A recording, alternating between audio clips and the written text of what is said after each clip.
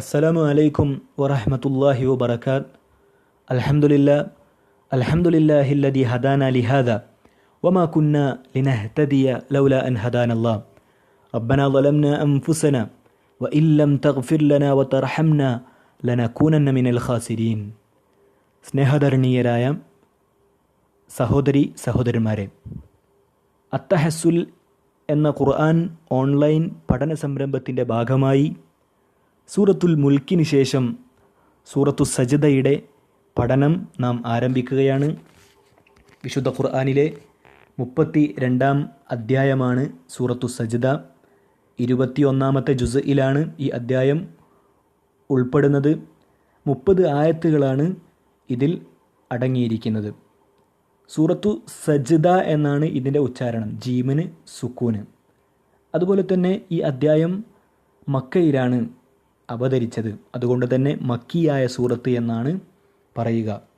മക്കിയായ സൂറത്ത് എന്ന് പറഞ്ഞാൽ ഖബുൽ ഹിജറ, ഹിജറക്ക് മുമ്പ് അവതരിച്ച സൂറത്തുകൾക്കാണ് മക്കിയായ സൂറത്ത് എന്ന് പറയപ്പെടുക. ഇനി സൂറത്തു സജ്ദയ്ക്ക് മറ്റ് ചില പേരുകൾ ഉള്ളതായി തഫ്സീറുകൾ പരിചയപ്പെടുത്തുന്നുണ്ട്. അലിഫ് ലാം മീം തൻസീൽ എന്നും തൻസീലുസ് സജ്ദ എന്നും സൂറത്തുൽ മുൻജിയ എന്നും സൂറത്തുൽ മലാജിഅ് എന്നും ഈ അദ്ധ്യായത്തിന് പേരുള്ളതായി തഫ്സീറുകൾ ഉദ്ധരിക്കുന്നുണ്ട്. സൂറത്തുൽ മുൻജിയ എന്ന് പറഞ്ഞാൽ രക്ഷപ്പെടുത്തുന്ന അദ്ധ്യായം എന്നതാണ്. സൂറത്തുൽ മലാജിഅ് എന്ന് പറഞ്ഞാൽ മലാജിഅ് എന്നതിൻ്റെ അർത്ഥം കിടപ്പു സ്ഥലങ്ങൾ എന്നാണ്. അപ്പോൾ ഈ പേരുകളിലൊക്കെ ഈ അദ്ധ്യായം അറിയപ്പെടാറുണ്ട് എന്നതാണ് മുഫസ്സിറുകൾ നമ്മളെ പഠിപ്പിക്കുന്നത്. ഇനി അള്ളാഹുവിൻ്റെ ദൃഷ്ടാന്തങ്ങളിലൂടെ ഉത്ബോധനം നൽകപ്പെട്ട് കഴിഞ്ഞാൽ സുജൂദിലായി വീഴുന്നവരാണ് വിശ്വാസികൾ എന്ന അതിമഹത്തായ ഗുണത്തെപ്പറ്റി പ്രസ്താവിച്ചതുകൊണ്ടാണ് ഈ അദ്ധ്യായത്തിന് സൂറത്തു സജ്ദ എന്ന് പേര് വയ്ക്കാൻ കാരണമെന്ന് തഫ്സീറുകൾ നമ്മളോട് പറഞ്ഞു തരുന്നുണ്ട്. അപ്പോൾ വിശ്വാസികളുടെ ഏറ്റവും വലിയ ക്വാളിറ്റിയായ അള്ളാഹുവിന് മുമ്പിൽ കീഴൊതുങ്ങുക എന്നതിനെ പരിഗണിച്ചുകൊണ്ട്, സുജൂദിനെ പരിഗണിച്ചുകൊണ്ടാണ് ഈ അദ്ധ്യായത്തിന് സൂറത്തു സജ്ദ എന്ന് പേര് വെച്ചത് എന്ന് നമുക്ക് കാണാം. ഇനി ഈ അദ്ധ്യായം കൈകാര്യം ചെയ്യുന്ന ചില പ്രധാനപ്പെട്ട വിഷയങ്ങൾ, തൗഹീദുമായി ബന്ധപ്പെട്ട കാര്യങ്ങളെപ്പറ്റി പ്രസ്താവിക്കുക, പ്രവാചകൻ്റെ റിസാലത്തിനെ സത്യപ്പെടുത്തുക, പരലോക യാഥാർത്ഥ്യങ്ങളെ ബോധ്യപ്പെടുത്തുക, അവിശ്വാസികളുടെ പരലോകത്തിലെ അവസ്ഥയെപ്പറ്റി പ്രതിപാദിക്കുക തുടങ്ങിയ അതിപ്രധാനമായ ചില വിഷയങ്ങളെപ്പറ്റിയാണ് ഈ അദ്ധ്യായം പ്രധാനമായും ചർച്ച ചെയ്യുന്നത്. ഈ അദ്ധ്യായത്തിന് ചില ഫളലുകൾ, ശ്രേഷ്ഠതകൾ ഉള്ളതായി പ്രവാചകൻ സല്ലല്ലാഹു അലൈഹി വസല്ലം നമ്മളെ ഓർമ്മപ്പെടുത്തുന്നുണ്ട്. ഒന്നാമത്തത്, നബി സല്ലല്ലാഹു അലൈഹി വസല്ലം ഈ അദ്ധ്യായം ധാരാളമായി പാരായണം ചെയ്തിരുന്നു. ഇത് കൂടുതൽ പാരായണം ചെയ്യാൻ വേണ്ടി പ്രേരിപ്പിച്ചിരുന്നു എന്നും നമുക്ക് മനസ്സിലാക്കാം. പ്രവാചകൻ സല്ലല്ലാഹു അലൈഹി വസല്ലം ഈ അദ്ധ്യായം പാരായണം ചെയ്യാതെ രാത്രി ഉറങ്ങാറുണ്ടായിരുന്നില്ല എന്ന് ജാബിർ റളിയല്ലാഹു അൻഹു ഉദ്ധരിക്കുന്ന ഹദീസിൽ നമുക്ക് കാണാം.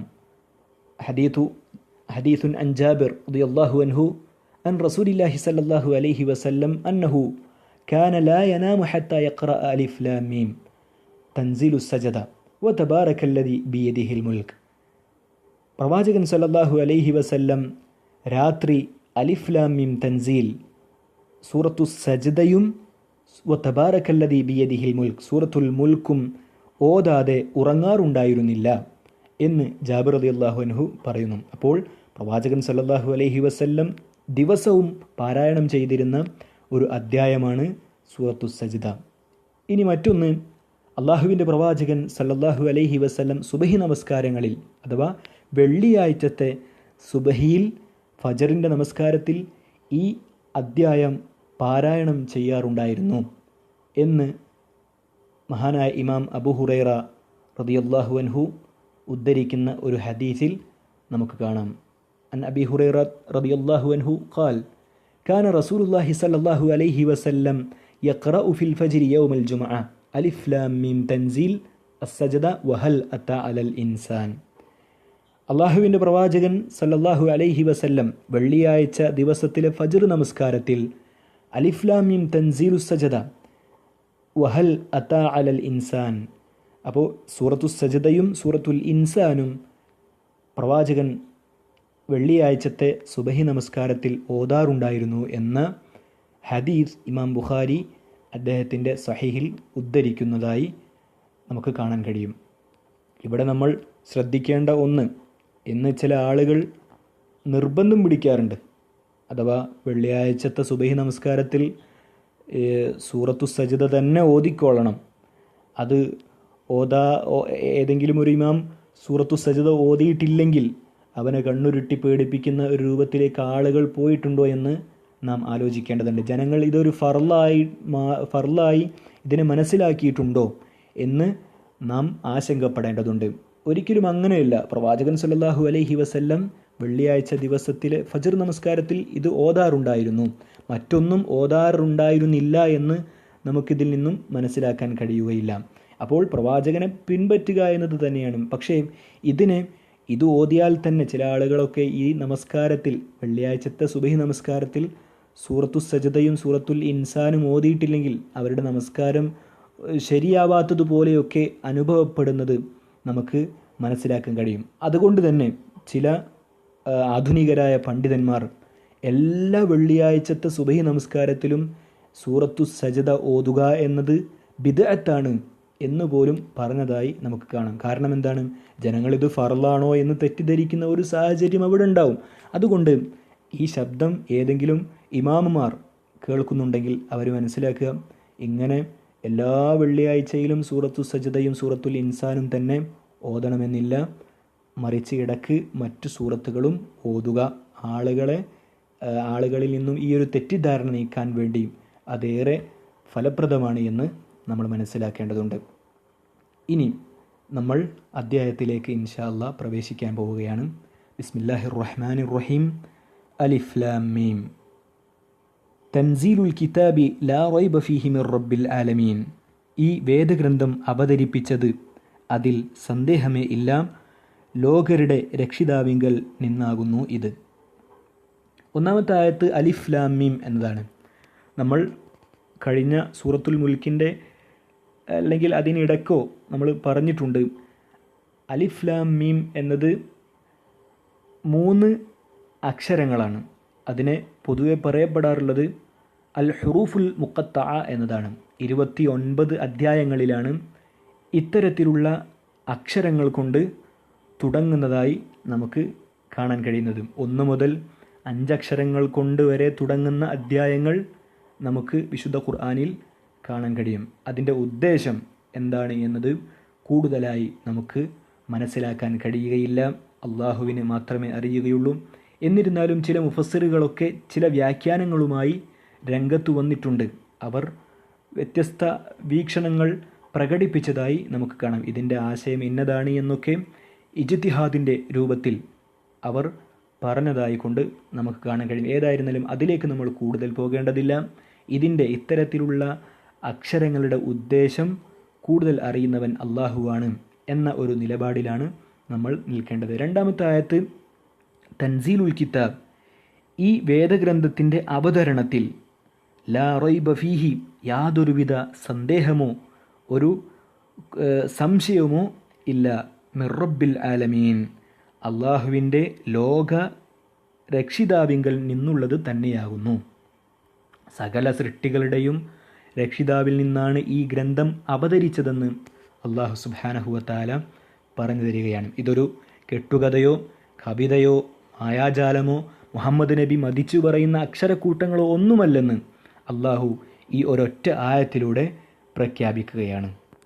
അപ്പോൾ തൻസീലുൽ കിതാബി ലാ റൈബ ഫീഹി മിർ റബ്ബിൽ ആലമീൻ, ഈ വേദഗ്രന്ഥം അവതരിപ്പിച്ചത് അതിൽ സന്ദേഹമേ ഇല്ല ലോകരുടെ രക്ഷിതാവിങ്കൽ നിന്നാകുന്നു എന്നതാണ് ഈ ആയത്തിൻ്റെ അർത്ഥം. ഇവിടെ മുഫസ്സിറുകൾ അവരുടെ തഫ്സീറുകളിൽ സൂചിപ്പിക്കുന്ന ഒരു പ്രധാനപ്പെട്ട ഒരു കാര്യം ഇങ്ങനെയാണ്: മുൻകഴിഞ്ഞ സമുദായങ്ങളിലേക്ക് ഇറക്കപ്പെട്ട വേദഗ്രന്ഥങ്ങളെല്ലാം അവരിലേക്ക് മാത്രമായിരുന്നല്ലോ. ദാവൂദ് നബിക്ക് ഇറക്കപ്പെട്ടതാണ് സബൂർ എന്ന വേദഗ്രന്ഥം.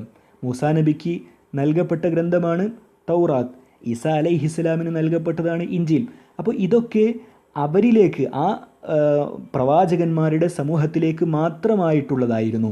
എന്നാൽ ഈ ഗ്രന്ഥം വിശുദ്ധ ഖുർആൻ ഇനി വരാനിരിക്കുന്ന സർവ്വജനങ്ങളിലേക്കുമുള്ളതാണെന്നതിൻ്റെ സൂചനയാണ് ലോകരക്ഷിതാവിൽ നിന്നാണ് ഇത് എന്ന മിർ റബ്ബിൽ ആലമീൻ എന്ന പ്രയോഗത്തിൽ അടങ്ങിയിരിക്കുന്നതെന്ന് മഹാന്മാരായ മുഫസ്സിറുകൾ പ്രസ്താവിച്ചതായി നമുക്ക് കാണാൻ കഴിയും. അപ്പോൾ ഈ ഒരു മിർ റബ്ബിൽ ആലമീൻ എന്ന ഒരു പ്രയോഗത്തിലൂടെ ഈ വേദഗ്രന്ഥം ഇനി വരാനിരിക്കുന്ന സർവ്വജനങ്ങളിലേക്കുമുള്ള അവസാന വേദഗ്രന്ഥമാണ് എന്ന ഒരു സൂചന ഈ ഒരു പ്രയോഗത്തിൽ ഉണ്ട് എന്നതാണ് തഫ്സീറുകൾ മുഫസ്സിറുകൾ നമ്മളെ പഠിപ്പിക്കുന്നത്. ഇനി മൂന്നാമത്തെ ആയത്ത്, അം യഖൂലൂന ഇഫ്തറാ ബൽ ഹുവൽ ഹഖ്ഖു മിർ റബ്ബിക ലിതുൻദിറ ഖൗമൻ മാ അതാഹും മിൻ നദീരിൻ മിൻ ഖബ്ലിക ലഅല്ലഹും യഹ്തദൂൻ.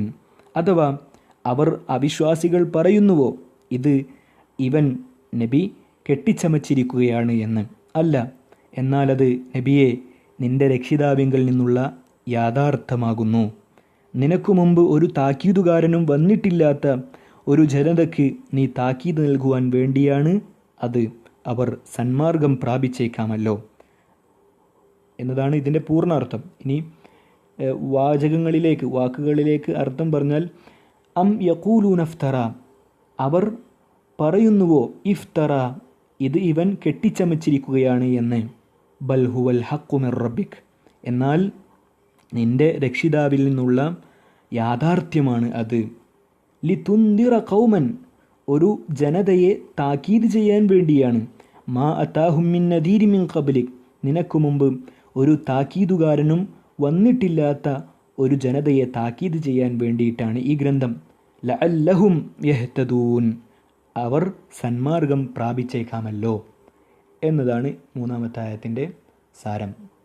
മക്കയിലെ ഖുറൈശികൾ മുഹമ്മദ് കെട്ടിയുണ്ടാക്കിയ വാക്കുകളാണ് ഈ ഖുർആൻ എന്ന് പറഞ്ഞ് പ്രപഞ്ചനാഥൻ്റെ ഖുർആനിനെ, കലാമിനെ എതിർത്ത ഒരു രംഗം നമുക്ക് കാണാൻ കഴിയും. ഖുറൈശികൾ ഈ ഖുർആനിനെ കളവാക്കിക്കൊണ്ട് പ്രധാനമായും പറഞ്ഞ വാദങ്ങൾ മുഹമ്മദ് നബി കെട്ടിച്ചമച്ചുണ്ടാക്കിയ നുണവാചകങ്ങളും പൂർവികന്മാരുടെ പഴങ്കഥകളുമാണ് ഈ ഖുർആൻ എന്നായിരുന്നു. അപ്പോൾ ഇതിനുള്ള ഒരു മറുപടിയാണ് അല്ലാഹു സുബ്ഹാനഹു വ തആല മൂന്നാമത്തെ ആയത്തിൽ അത് അവർ പ്രവാചകൻ സല്ലല്ലാഹു അലൈഹി വസല്ലമ കെട്ടിച്ചമച്ചുണ്ടാക്കിയതല്ല, മറിച്ച് യാഥാർത്ഥ്യമായ അള്ളാഹുവിൽ നിന്ന് അവതരിച്ച യഥാർത്ഥ വേദഗ്രന്ഥമാണ് എന്ന് അല്ലാഹു സുബ്ഹാനഹു വ തആല ഇവിടെ മറുപടിയായിക്കൊണ്ട്, ഖുറൈശികൾക്കുള്ള മറുപടിയായിക്കൊണ്ട് പറഞ്ഞു തരികയാണ്. ഇതേ ആശയം തന്നെ സൂറത്തുൽ ഫുർഖാനിൻ്റെ 4-5 ആയത്തുകളിൽ അള്ളാഹു പറഞ്ഞു തരുന്നുണ്ട്. വഖാലല്ലദീന കഫറു, സത്യനിഷേധികൾ പറഞ്ഞു, ഇൻ ഹാദാ ഇല്ലാ ഇഫ്കുൻ ഇഫ്തറ, ഇത് ഈ ഖുർആൻ അവൻ കെട്ടിച്ചമച്ച നുണ മാത്രമാകുന്നു. വ അആനഹു അലൈഹി ഖൗമുൻ ആഖറൂൻ, വേറെ ചില ആളുകൾ അവനെ അതിനെ സഹായിച്ചിട്ടുമുണ്ട്. ഫഖദ് ജാഊ ദുൽമൻ വസൂറ, എന്നാൽ അന്യായത്തിലും വ്യാജത്തിലും തന്നെയാണ് ഈ കൂട്ടർ വന്നെത്തിയിരിക്കുന്നത് എന്ന് അല്ലാഹു സുബ്ഹാനഹു വ തആല വിശുദ്ധ ഖുർആൻ സൂറത്തുൽ ഫുർഖാനിൻ്റെ 4-ാമത്തെ ആയത്തിൽ പറയുന്നു. ശേഷം അള്ളാഹു വീണ്ടും പറഞ്ഞു, വഖാലു, അവർ പറഞ്ഞു, അസാതീറുൽ അവ്വലീൻ, ഇത് പൂർവികന്മാരുടെ കെട്ടുകഥകൾ മാത്രമാകുന്നു. ഇക്തതബഹ, ഇവൻ അത് എഴുതി വച്ചിരിക്കുന്നു. ഫഹിയ തുംല അലൈഹി ബുക്റതൻ വ അസീല, എന്നിട്ടത് രാവിലെയും വൈകുന്നേരവും അവന് വായിച്ചു കേൾപ്പിക്കപ്പെടുന്നു എന്നും അവർ പറയുന്നു എന്ന് അള്ളാഹു വിശുദ്ധ ഖുർആനിലൂടെ പറഞ്ഞു തരികയാണ്. അപ്പോൾ ഈ ഒരു ആശയത്തെ, ഈ ഖുറൈശികളുടെ സത്യനിഷേധികളുടെ ഈ ഒരു വാദത്തെ ഖണ്ഡിച്ചുകൊണ്ടാണ് അള്ളാഹു പറയുന്നത്, പരമകാരുണ്യകനായ നിന്റെ റബ്ബിൽ നിന്നുള്ള വേദഗ്രന്ഥം തന്നെയാണ് വിശുദ്ധ ഖുർആൻ എന്ന്. ജനങ്ങളോടുള്ള കാരുണ്യമെന്നോണം ഒരു ആളുകളും ഒരു മനുഷ്യനും കത്തിയെരിയുന്ന നരകത്തിൽ പ്രവേശിക്കരുത്, അന്യായമായി പ്രവേശിക്കരുത് എന്ന ഒരു ലക്ഷ്യം അള്ളാഹുവിനുണ്ടായതുകൊണ്ടാണ്, ജനങ്ങളോടുള്ള ഒരു കാരുണ്യം കൊണ്ടാണ് അജ്ഞതയിലും അധർമ്മങ്ങളിലും ജീവിച്ച ആ മക്ക നിവാസികൾക്ക്, സത്യനിഷേധികൾക്ക് താക്കീത് നൽകാൻ വേണ്ടി അള്ളാഹു അയച്ച യഥാർത്ഥ ഗ്രന്ഥമാണ് വിശുദ്ധ ഖുർആൻ, അല്ലെങ്കിൽ അതിനു വേണ്ടിയിട്ടാണ് ഈ ഖുർആൻ അവതരിച്ചത് എന്ന് അള്ളാഹു പറയുന്നതായി നമുക്ക് മനസ്സിലാക്കാം.